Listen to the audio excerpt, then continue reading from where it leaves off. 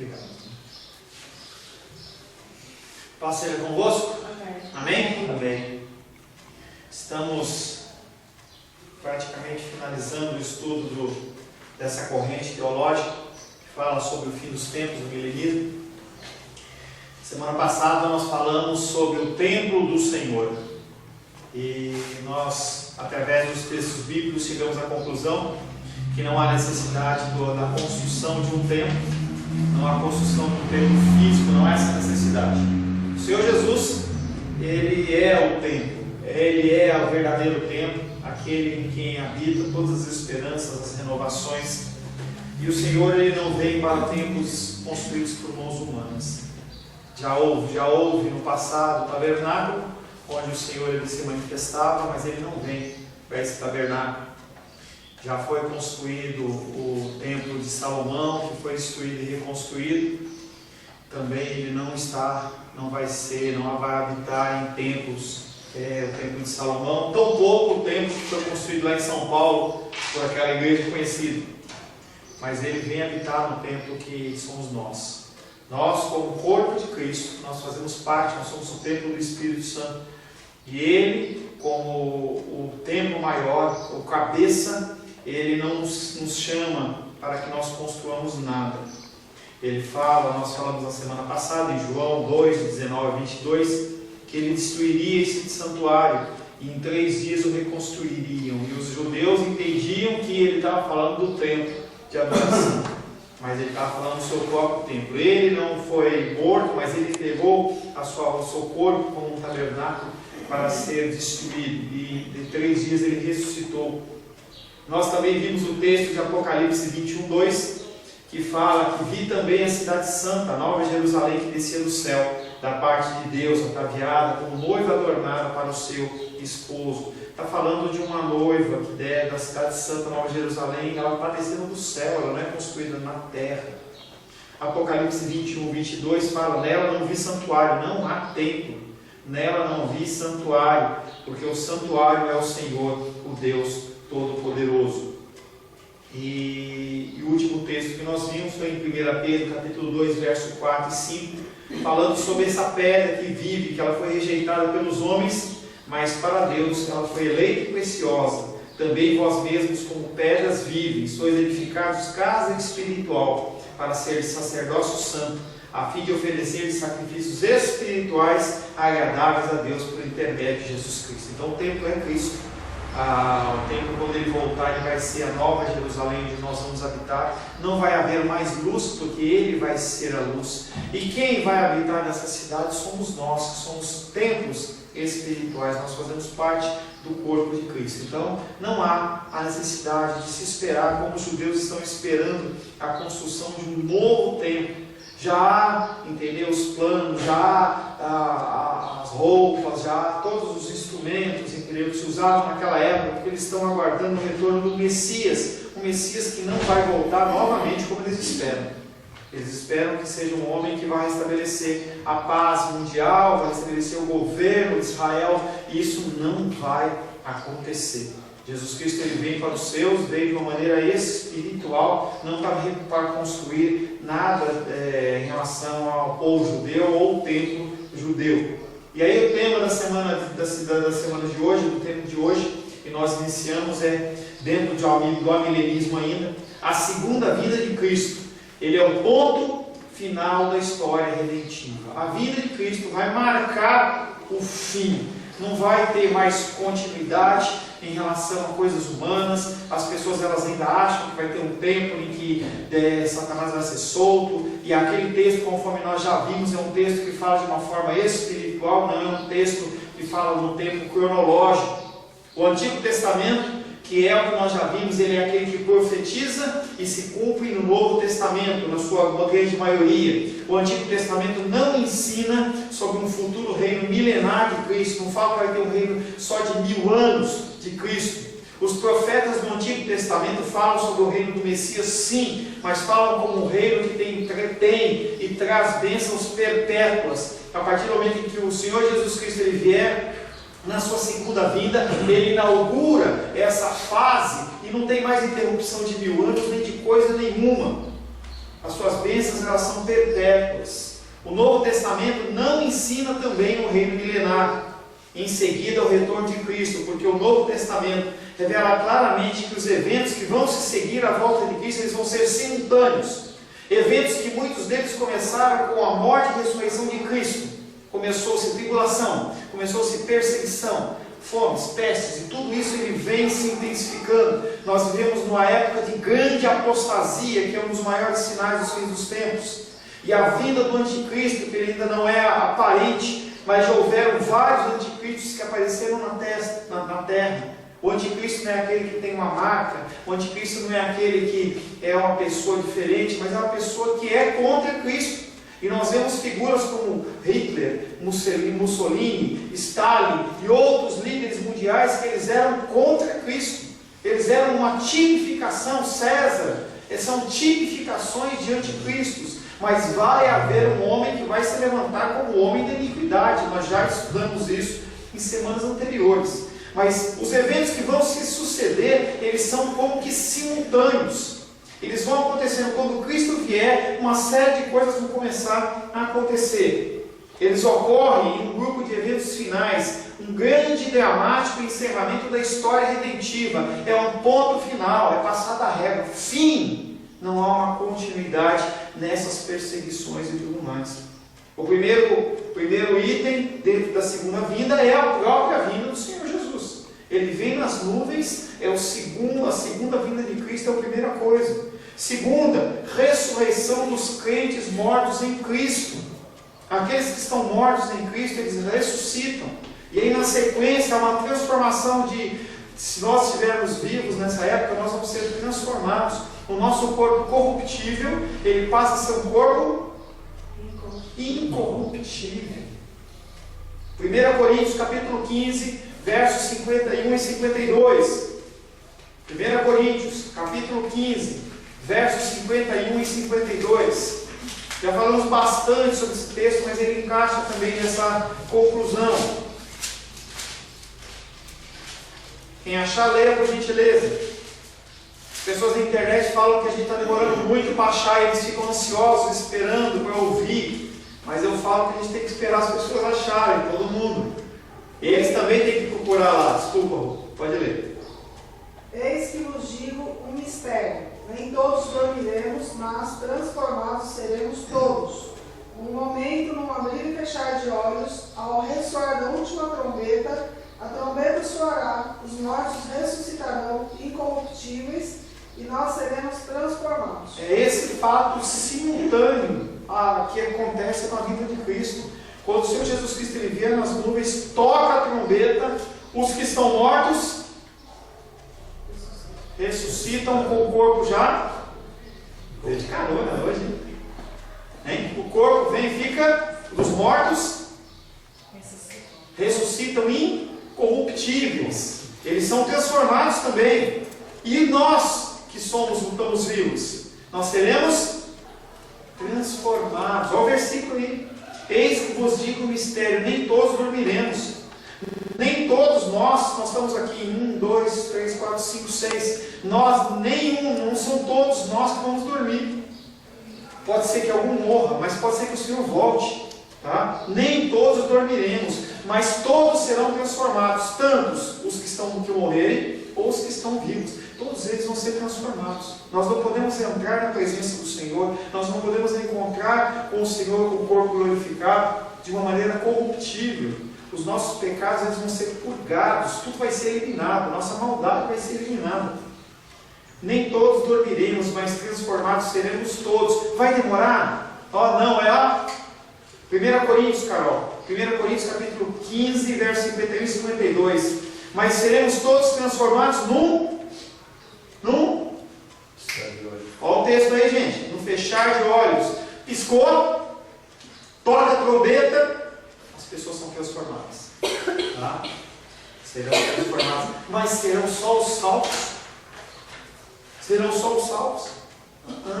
A ressurreição dos ímpios também acontece da mesma maneira. Aqueles que estão mortos, que são os salvos, eles vão ser ressuscitados para glória. E aqueles que são mortos no juízo vão ser ressuscitados no juízo. Nós vamos ver um versículo que fala sobre isso. Há um julgamento de todos, alguns para a salvação e outros para o juízo. O fim dos novos céus, o fim. E aí o aparecimento dos novos céus e das novas terras. O que é isso? Como que é isso? A inauguração do reino final de Deus. Não há mais um reino a ser esperado. Jesus Cristo ele vem. Você acha que Jesus Cristo ele vem aqui para dar um tempo? Não dá para a gente pensar nisso. Ele vem para inaugurar o reino dele aqui na terra. Bendita condição eterna dos resgatados. Nós vamos ser resgatados, nós vamos ficar com o Senhor para sempre. A Bíblia teria que ser muito mal interpretada para a gente querer colocar o reino milenar no meio. Jesus Cristo vem, faz uma obra, e aí depois Satanás ele tem poder para agir de novo contra Deus, contra Jesus. Jesus tem que brigar de novo com ele. Sem sentido. João capítulo 5, versos 28 e 29. Enquanto você procura, a Bíblia teria que ser mal interpretada para ajustar-se a um período milenar depois do retorno de Cristo, separando a ressurreição dos ímpios, ressurreição dos justos, o julgamento daqueles da vinda de Cristo e o julgamento dos cristãos, crentes, e a renovação dos novos céus e nova terra da vinda de Cristo. Não tem isso. Leia aí João capítulo 5, versos 28 e 29. Não vos maravilheis disto, porque vem a hora em que todos ou alguns, só os ímpios, só os cristãos, não. Como é que é, Sabá? Ele leu de novo. Não vos maravilheis disto, porque vem a hora em que todos os que se acham nos túmulos ouvirão a sua voz e sairão. Os que tiverem feito o bem para a ressurreição da vida, e os que tiverem praticado o mal para a ressurreição do juízo. Quando que os mortos em Cristo vão ressuscitar? Nós lemos em 1 Coríntios. Na segunda vinda de Cristo. Tocou a trombeta. Então ele está lendo aqui. Não vos maravilheis disto, porque vem a hora em que todos que se acham nos túmulos ouvirão a sua voz. Voz de quem? De Cristo. E eles sairão, os que estiverem feito bem, para a ressurreição da vida, e os que estiverem feito mal, para o juízo.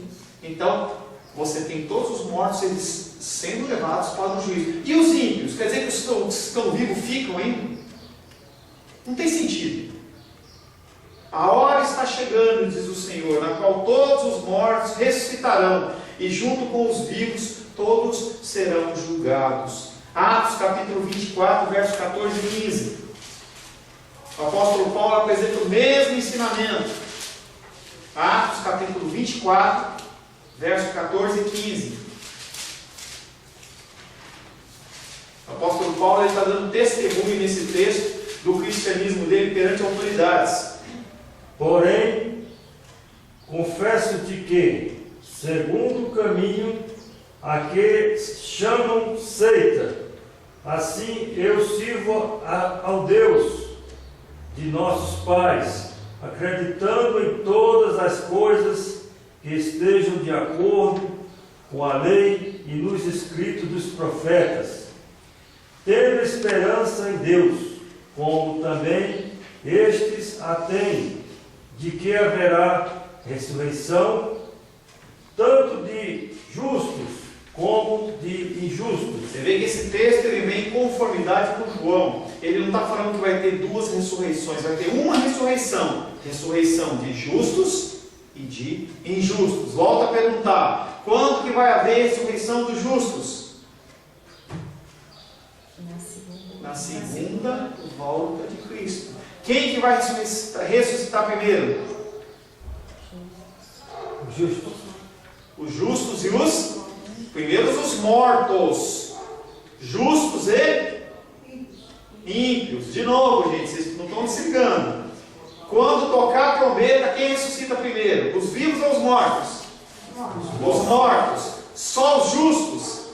Não. Justos e injustos, conforme o texto texto que nós lemos em João, capítulo 5, verso 28 e 29. Tudo bem? Nessa passagem, o apóstolo Paulo, nós vamos ler 2 Tessalonicenses, abre aí.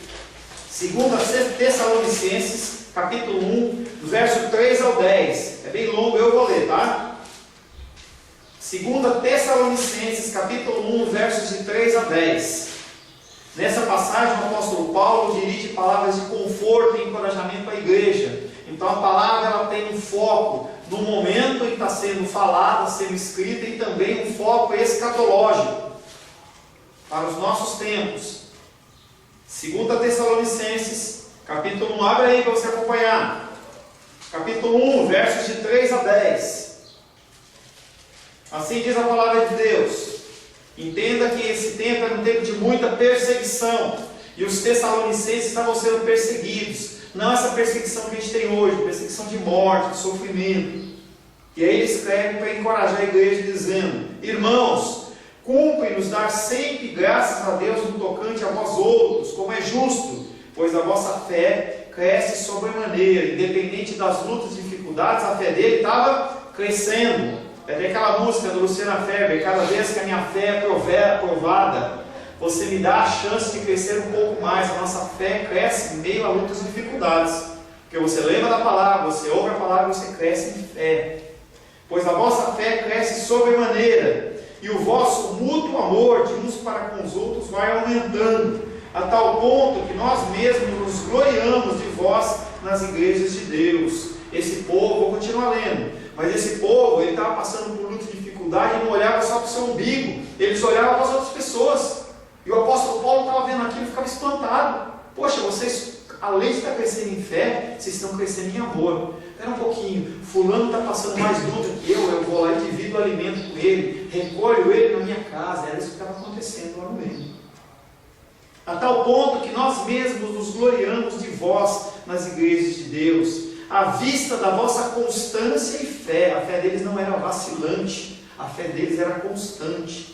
Em todas as vossas perseguições e nas tribulações que suportais, sinal evidente do reto juízo de Deus, para que sejais considerados dignos do reino de Deus. Quem estava permitindo as lutas e tribulações? O diabo. Era o diabo que estava fazendo isso? Olha o texto aí. Reto juízo de Deus. Deus estava executando um juízo em cima da igreja. O povo estava muito frio. Lembra de Apocalipse, quando João escreve para Laodiceia? A igreja estava o quê? Quente? Morna. Então Deus estava executando um juízo. A nossa igreja brasileira, ela está sob juízo. Quando você vê essa apostasia, você vê essas besteiras que o povo está falando por aí, isso aí está levando as pessoas para o engano. Reto juízo de Deus. Os nossos governantes, esses roubos, essas coisas que estão acontecendo, reto juízo de Deus, para que nós possamos crescer na fé. E aí ele permite esse reto juízo de Deus para que sejais considerados dignos do reino de Deus, pelo qual com efeito estáis sofrendo. Se de fato é justo para com Deus que Ele dê uma paga tribulação aos que vos atribulam. A pessoa está te perseguindo por permissão de Deus, ou para fazer você crescer? Sim, mas essas pessoas elas vão ser julgadas. Nabucodonosor, quando perseguiu o povo de Israel e levou esse povo todo cativo para Babilônia, ele cumpriu um propósito de Deus, mas ele foi julgado. Ele trabalhou excedendo, ele fez mais do que foi pedido. E as pessoas que nos perseguem, as pessoas que nos atribulam, elas vão ser julgadas. É justo para com Deus que Ele, Deus, dê em paga a tribulação aos que vos atribulam, e a vós outros que sois atribulados, a vós outros alívio juntamente. As pessoas são julgadas e você recebe alívio. Quando você for julgado no dia do Senhor, você vai ter pranto e ranger de dentes? Quando você for julgado no dia do Senhor, você vai passar por pranto e ranger de dentes? Não!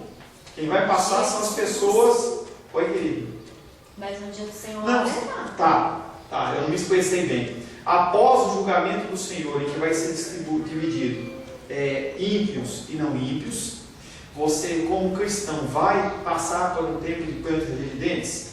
Não. No julgamento vai haver tristeza, porque as pessoas, Deus ele vai estar mostrando para você tudo que você deixou de fazer, todas as oportunidades que você teve. Vai ser um momento rápido, ou não sei te dizer como vai ser temporal triste. Isso.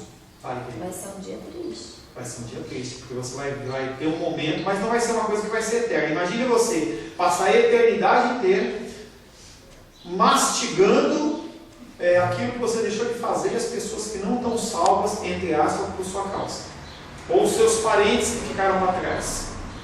Então a gente não vai ter esse sofrimento. Imagina você, vai ser pior que o inferno. Então isso aí vai ser um momento em que vai haver aquele julgamento, mas depois aquilo vai ser tirado. Você vai entender o juízo do Senhor. Não sei como vai ser bem isso, mas a gente vai conseguir olhar para as situações como Deus olha.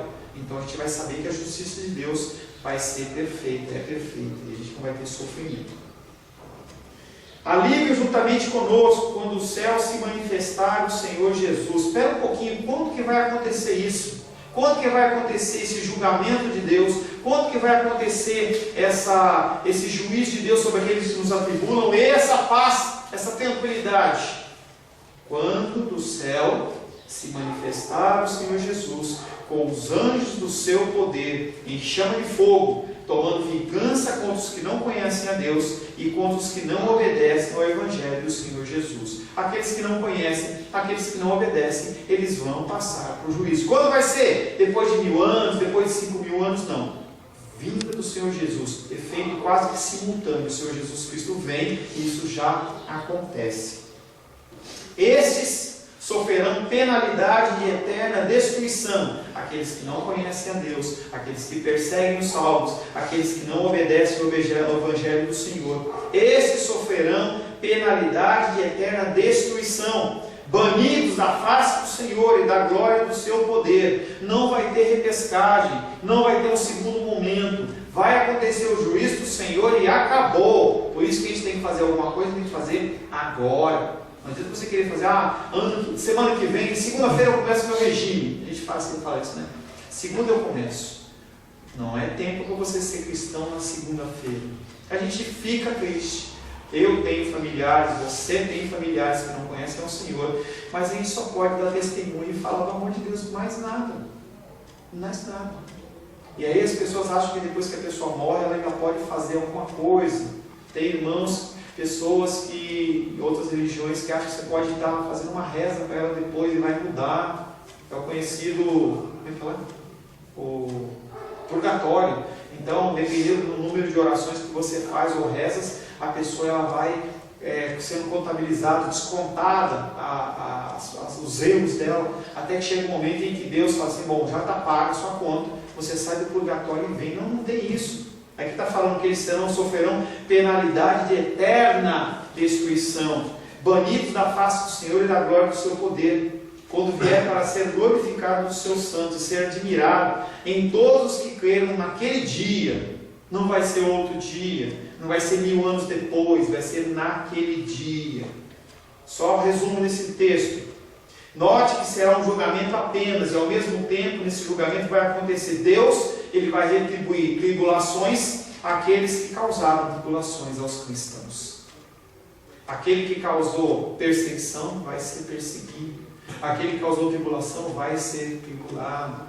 Aquele que julgou vai ser julgado. Nós já falamos sobre isso. Não é que você julgou, então se eu julgar a terra, eu vou ser julgado. Não, é a mesma medida. Você julgou com que padrão?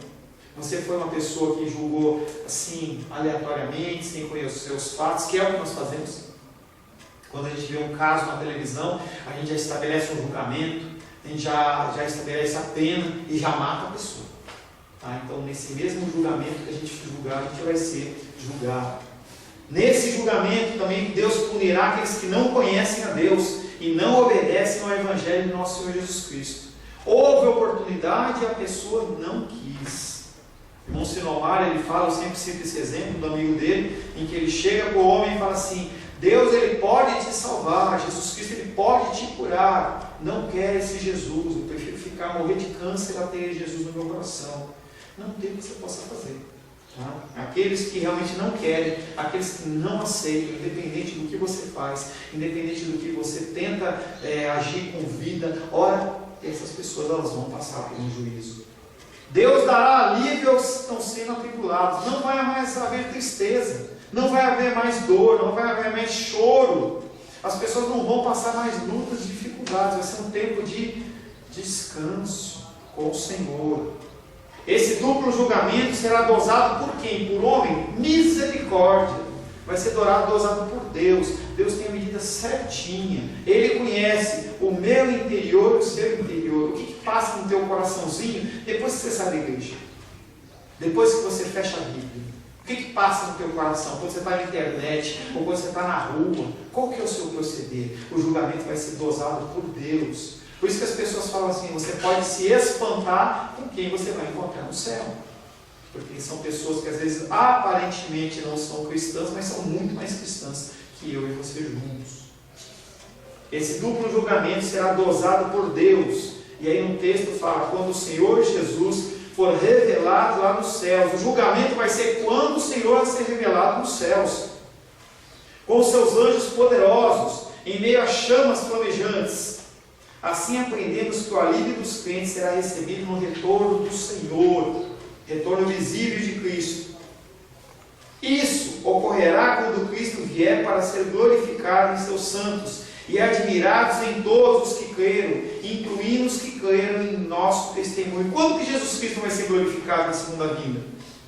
Na segunda vinda. Todo joelho e toda língua que Ele é o Senhor.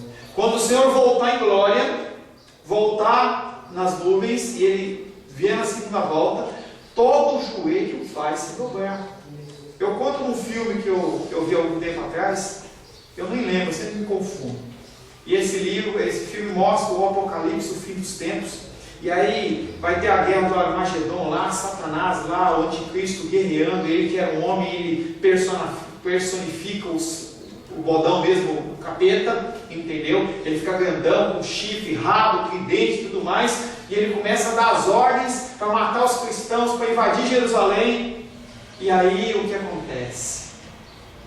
Começa o céu começa a mudar de cor, começa a tremer, a palavra de Deus diz que o céu vai se desenrolar, não sei como é isso, vai se desenrolar, eu sei que aquela figura aí tipificava isso, e aí Satanás com aquele poderzão dele começa a tremer as perninhas dele, ele solta o cetro dele, ele cai de joelho, e ele fala, Nazareno, somente você é o Senhor, até ele vai se dobrar, nesse momento ele vai ser glorificado, é um nome que é sobre todo nome, acima dos céus, abaixo da terra, em cima da terra, onde quer que seja, no mais alto espaço, onde quer que seja, ele vai ser glorificado. Isso ocorrerá quando Cristo vier para ser glorificado. O tempo no qual Cristo será glorificado em seus santos e admirado por todos que creram. E aqueles que não creram vão se curvar da mesma maneira. 1 Tessalonicenses capítulo 4, abre aí por gentileza. 1 Tessalonicenses, alguém lê para mim, 4, do 15 ao 18. Eis o que dizemos, segundo uma palavra do Senhor. Nós, os vivos, que houvermos ficado até a vinda do Senhor, não precederemos de modo nenhum os que não creem. Porque o Senhor em pessoa, ao sinal dado, à voz do arcanjo e ao toque da trombeta de Deus, descerá do céu.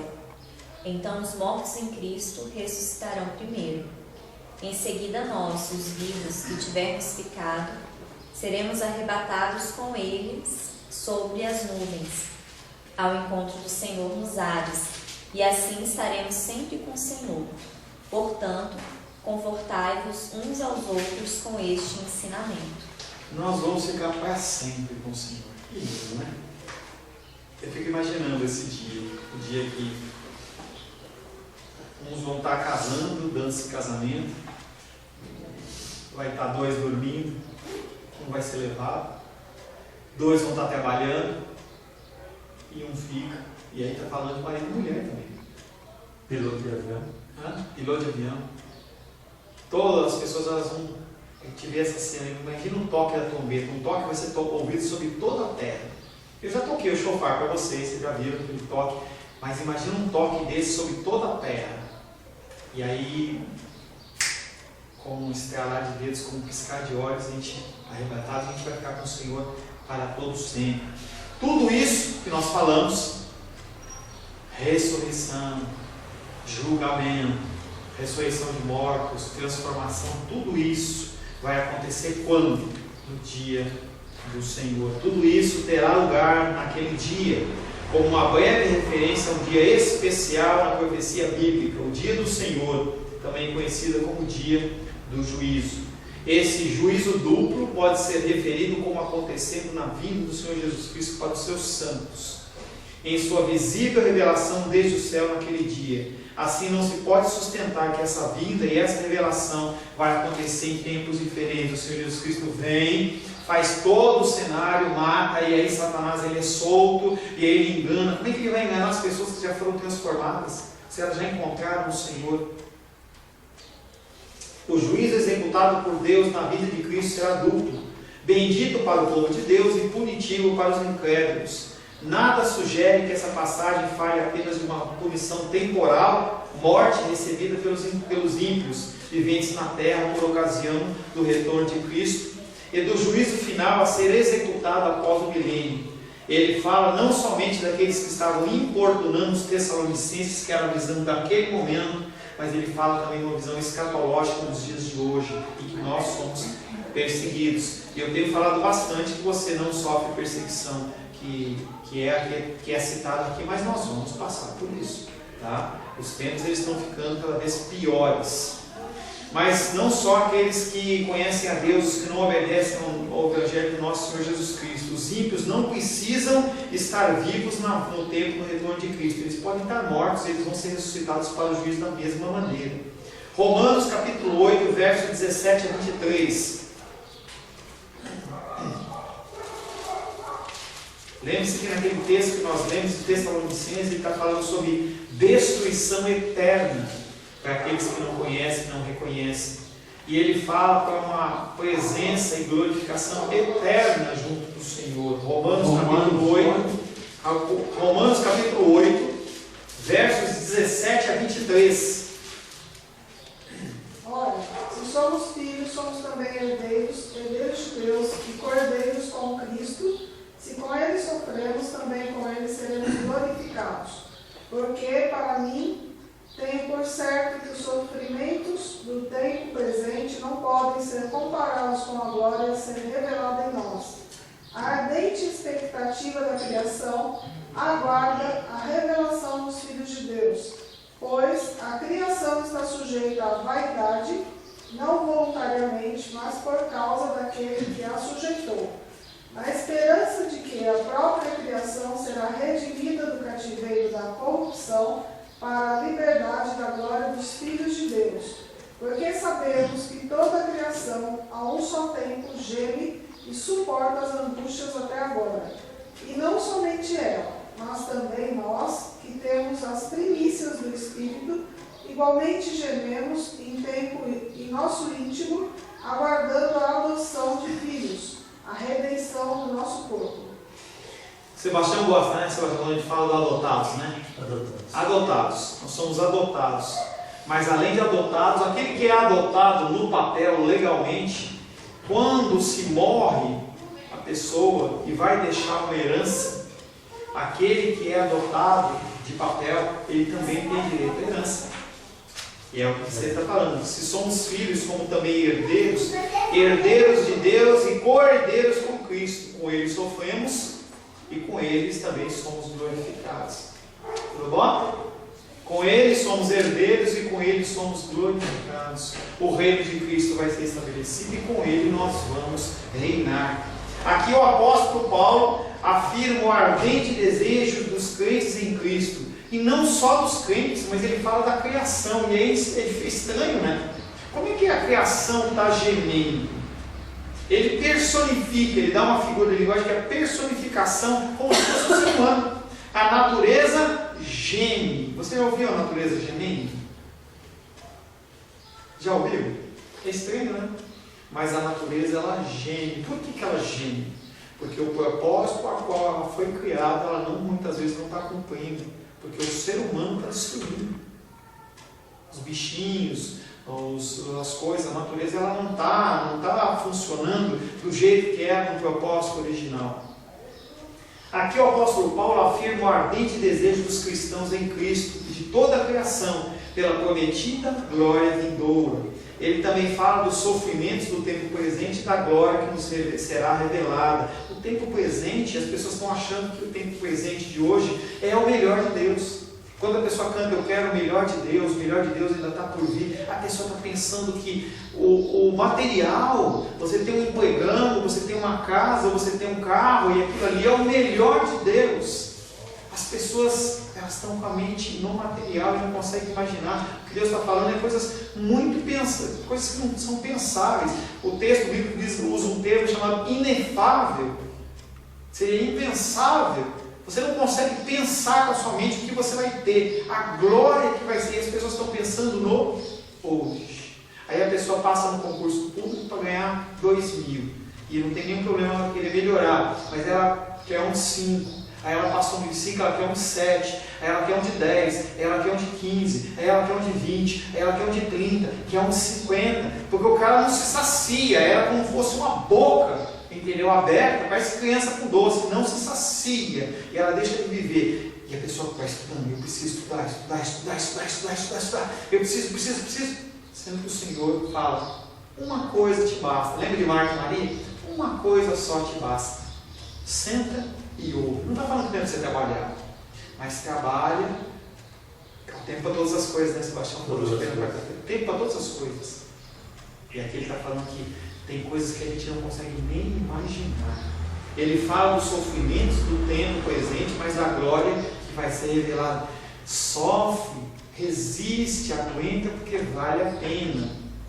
E aí ele falando da natureza criada, ele fala sobre um ser. Essa natureza, ela geme. Não apenas os cristãos gemem, como aquele texto dos Tessalonicenses que estavam sendo perseguidos, mas a natureza também geme, com grande expectativa da glória vindoura. A criação ela ficou sujeita à destruição a partir do pecado do homem. Desde aquele momento, a natureza ela está sujeita a isso. Gênesis capítulo 3, versos 17 e 18. 3. Gênesis capítulo 3, versos 17 e 18. E Adão disse, visto que atendeste a voz de tua mulher e comeste da árvore que eu te ordenara, não comesses, maldita é a terra por tua causa, em fadigas obterás dela o sustento durante os dias de tua vida. 18. Ela produzirá também cardos e abrolhos, e tu comerás a erva do campo. A terra não tinha espinhos, ela não tinha dificuldade, você não precisava, pelo que o texto está falando aqui, elas naturalmente, as árvores elas nasciam e você podia comer do fruto delas.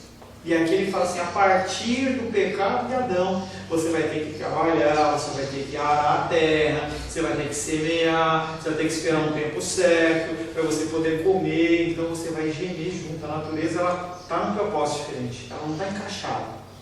Da mesma maneira que o propósito principal do ser humano é adorar a Deus, a natureza ela tem um propósito dela que não está sendo cumprido. A nossa adoração hoje é uma adoração falha, é uma adoração que cheia de pecado, cheia de coisas, de sentimentos. Você vai adorar a Deus falando santo, santo, santo, e você está pensando se Deus gosta de você ou não, porque Ele não te deu aquilo, não te concedeu aquilo, porque eu estou solteiro, porque eu não consegui aquele trabalho, não acontece isso. Você mistura a tua adoração, que deveria ser uma adoração santa, com todas as motivações erradas do teu coração. Então nós gememos e a natureza também geme. Todos aguardam a regeneração, a renovação de todas as coisas. Mateus 19, 28.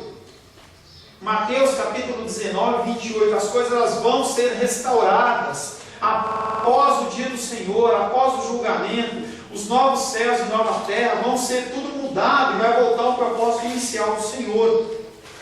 Mateus 19, 28.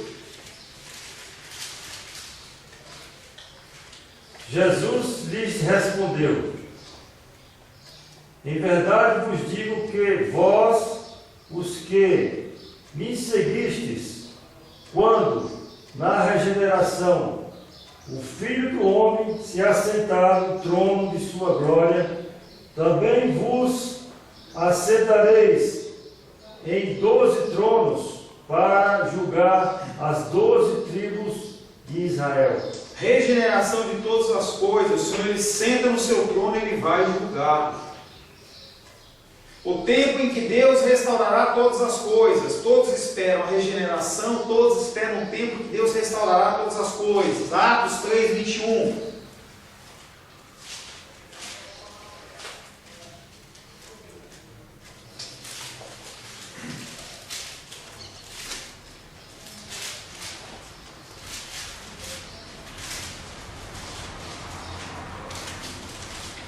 Ao qual é necessário que o céu receba até aos tempos da restauração de todas as coisas, de que Deus falou por boca de seus santos profetas desde a antiguidade. A palavra ela foi profetizada no Antigo Testamento e ela vai se cumprir nos tempos certos. Não adianta, tem muita gente achando que pode adiantar a volta em Cristo. Não, apenas o Senhor sabe o dia, apenas Ele vai determinar o dia.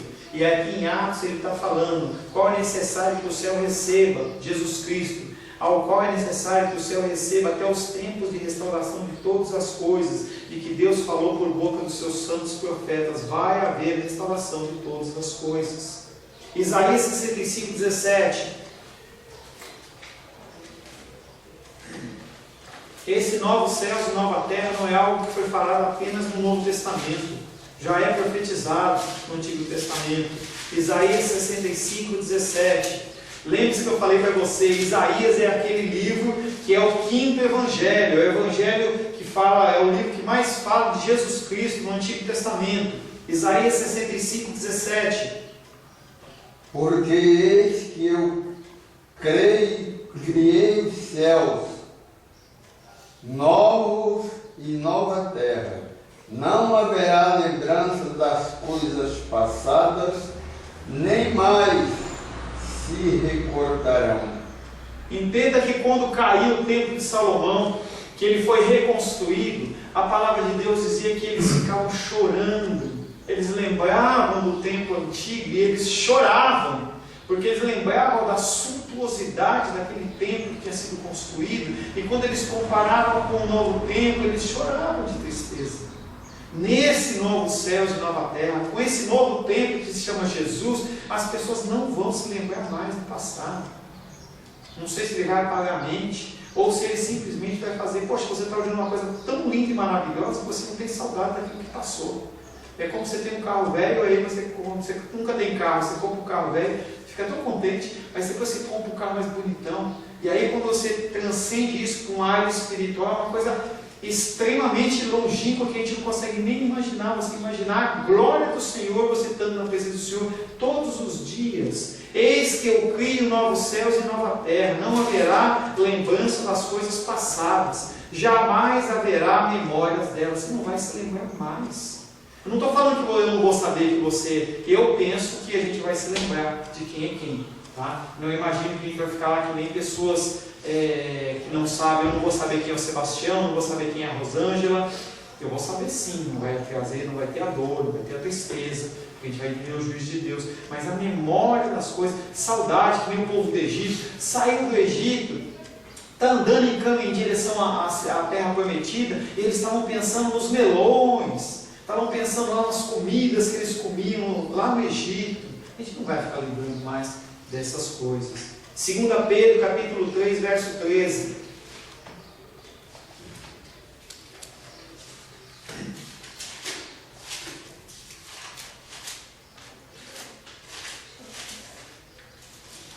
Segunda Pedro, capítulo 3, verso 13. 13. 3:13.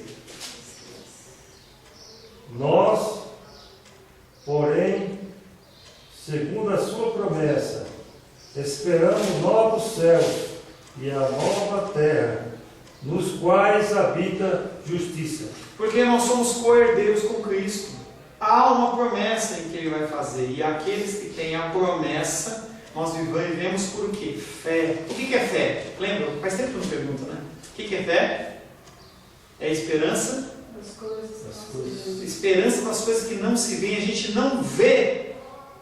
A gente não vê. A gente sabe que tem uma promessa, mas a gente não vê. A gente só vê destruição, só vê as coisas ruins acontecendo. Mas a gente tem uma promessa. Nós, porém, segundo a sua promessa. A promessa de quem? Do pastor Paulo?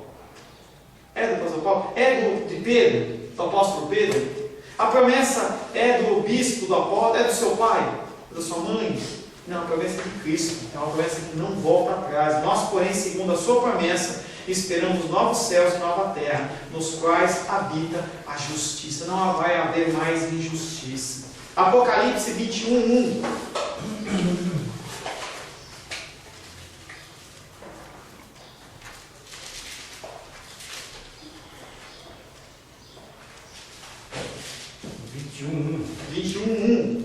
Vi novo céu e a nova terra, pois o primeiro céu e a primeira terra passaram, e o mar já não existe. O mar já não existe. Como é que será isso? Não tenho a mínima ideia. Eu sei que quando eu estiver na Nova Jerusalém, eu não vou me lembrar mais das coisas passadas. Você não vai se lembrar mais do que não tinha, das coisas que se passaram. Porque a palavra de Deus diz que você viu um novo céu e uma nova terra, não haverá lembrança das coisas que se passaram. Ora, ou seja, essas são as dores de parto de que Paulo fala. Mas aí quando se fala em dores de parto, está falando de uma destruição para nós. O parto é aquele momento para as mulheres que já tiveram filho, é um momento de muita dor, mas quando a criança nasce, a alegria, o alívio. Eu lembro quando a Luísa nasceu, a Roxinha, quando a Luizinha nasceu, passa tudo aqui. Você não tem mais lembrança. Pô, doeu muito? Será que doeu mesmo? Você tem a lembrança, mas, poxa, aquela criança no teu colo, entendeu? É um outro pensamento. As dores de parto que Paulo fala, Romanos 8:22.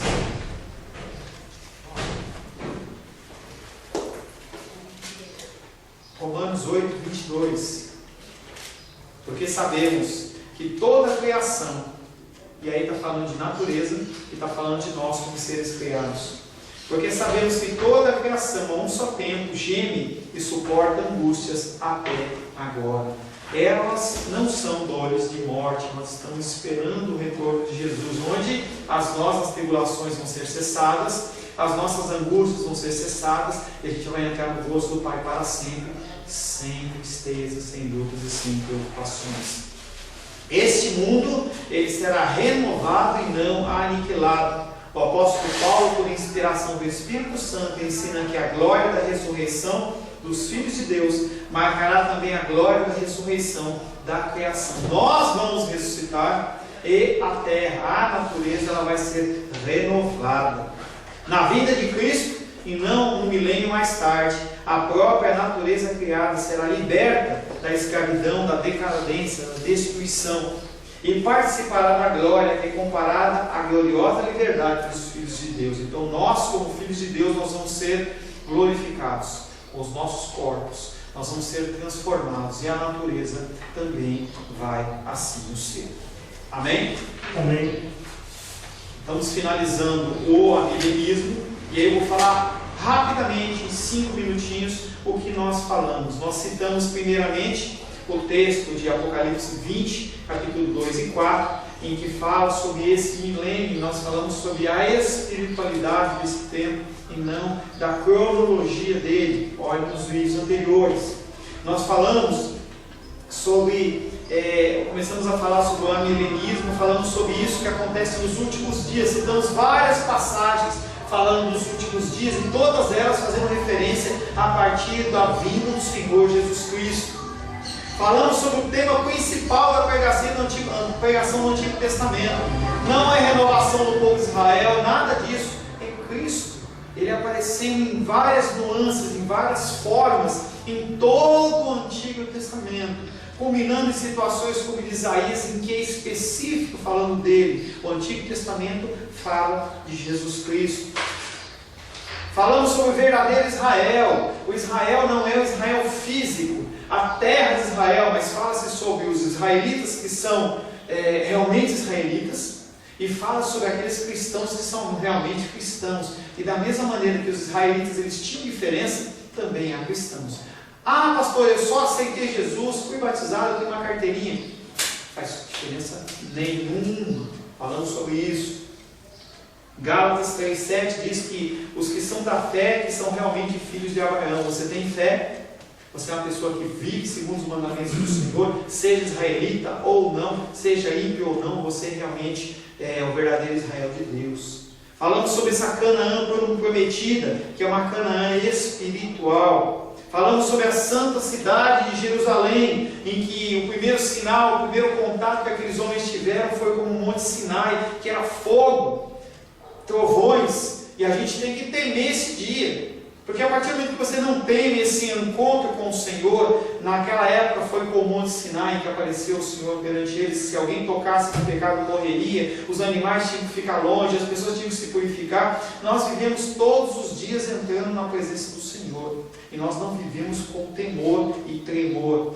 Falamos sobre o reino de Davi, o reino de Davi, que é um reino que foi iniciado lá com Davi pessoa, e aí foi dada uma palavra de Deus que nunca se afastaria o cetro da casa de Davi. E aí a geração vai passando, até chega em Jesus Cristo, que ele é o leão da tribo de Judá, ele é a raiz de Davi, aquele que vai governar eternamente. E aí finalizamos falando sobre o templo de Deus, que não há necessidade de haver um templo físico.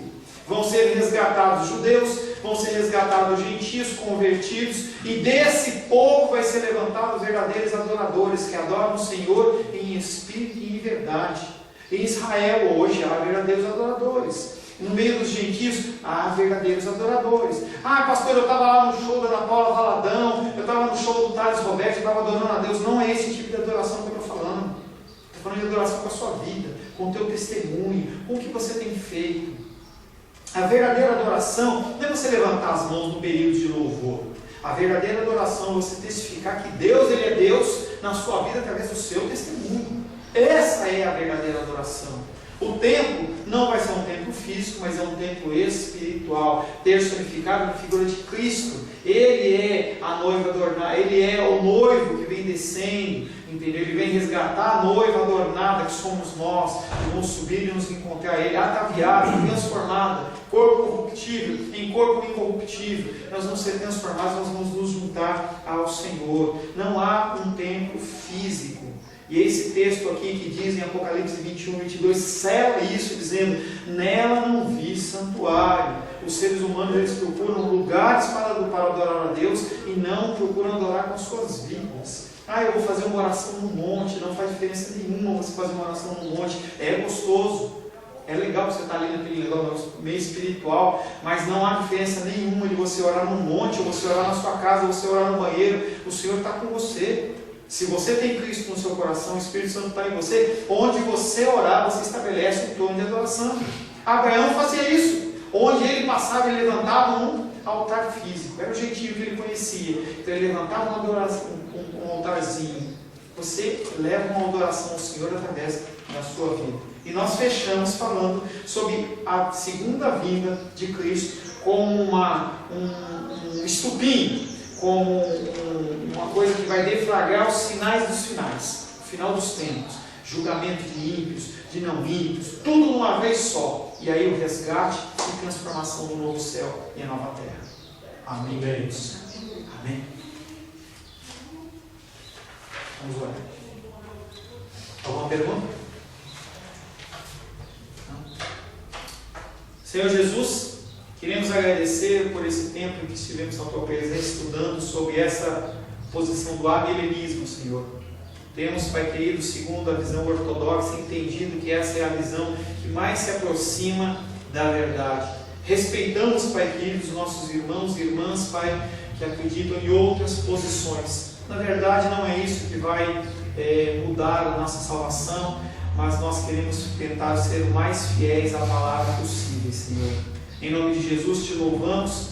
Quero pedir perdão ao Senhor se falei algo no meu coração. E quero pedir ao Senhor para que o Senhor continue nos abençoando com entendimento.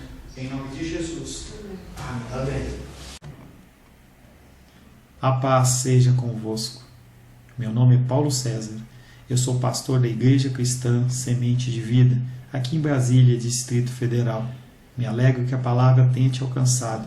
A palavra faz isso. Ela alcança as pessoas aonde quer que elas estejam. E você foi agraciado com esta palavra. Não que eu tenha nada especial a te dizer. A palavra ela é suficiente e ela usa quem ela quer. E eu me alegro por ter sido um canal para poder te abençoar. Mas eu quero te dizer que não basta você ser um ouvinte. Não basta ser uma pessoa que se alegra quando você ouve a palavra de Deus.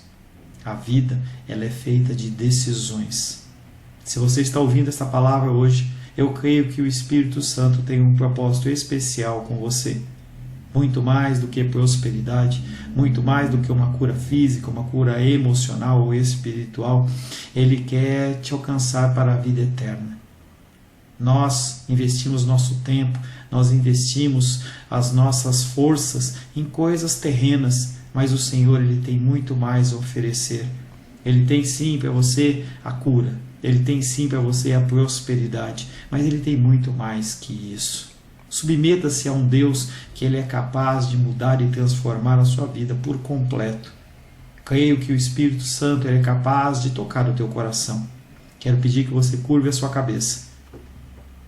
Senhor, em nome de Jesus, coloco na tua presença essa vida que ouve esta ministração, que ouve esta palavra. Pai, eu não tenho capacitação nenhuma, mas o teu Espírito Ele é capaz sim de tocar nesta vida, gerar nela mudança, transformação, arrependimento, e que ela possa simplesmente bater no peito, convencendo-se que é pecadora e que precisa de um Deus salvador. Não há um caminho a ti, meu Deus, que não seja através de Cristo. E eu lhe peço, Pai querido, que você alcance essa vida e ele possa sim tomar uma decisão pessoal pelo Senhor, em nome de Jesus. Amém. Amém, meu querido. Amém, minha querida. Fico contente que você esteja ouvindo essa ministração até o fim. E peço que você não se limite a ouvir os cultos pela internet. Você procure perto da sua casa uma igreja, um lugar que proclame a palavra do Senhor. Eu oro para que o Espírito Santo te direcione nessa busca, porque muita coisa tem sido oferecida que não é o Evangelho. Eu abençoo a sua vida em nome de Jesus. Amém.